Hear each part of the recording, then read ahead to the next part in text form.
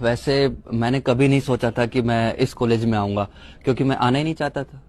वो तो और कॉलेज की कट ऑफ ज्यादा थी, बट फिर भी मेरे पापा ने मुझे कह के भेजा कि बेटा नो नॉलेज विदाउट कॉलेज।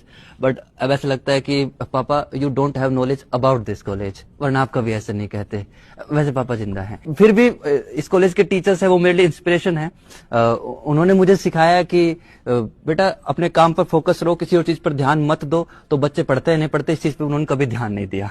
इस कॉलेज ने मुझे एक बहुत ही बड़ी सीख सिखाई है कि वर्क प्रेशर को कैसे झेलना है।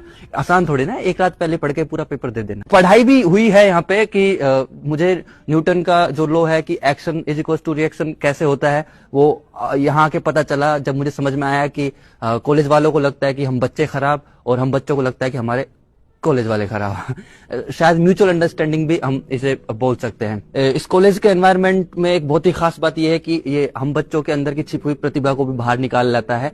वरना मैंने कभी सपने में भी नहीं सोचा था कि 10th 12th में इतना पढ़ने वाला मेरे सेकंड सेमेस्टर में बैक लग जाएगी। तो थैंक्स फॉर दिस, मेरे उस हुनर को बाहर निकालने के लिए टू माई कॉलेज। थैंक्स के साथ साथ मैं थोड़ा सा सॉरी हूँ, मैं ईमानदारी से कहूँ तो, क्योंकि मैंने मेरे मम्मी पापा को कभी ये नहीं बताया कि मेरी कितनी बैक लगी है। बट कॉलेज के लास्ट सेमेस्टर तक आते आते मैंने अपनी सारी बैक्स क्लियर कर ली, क्योंकि मुझे रियलाइजेशन हो चुका था कि इस कॉलेज को एक साल और नहीं झेल सकता मैं। इतनी सारी यादें यहाँ से जुड़ गई हैं, तो अब मुझे दुख हो रहा है कि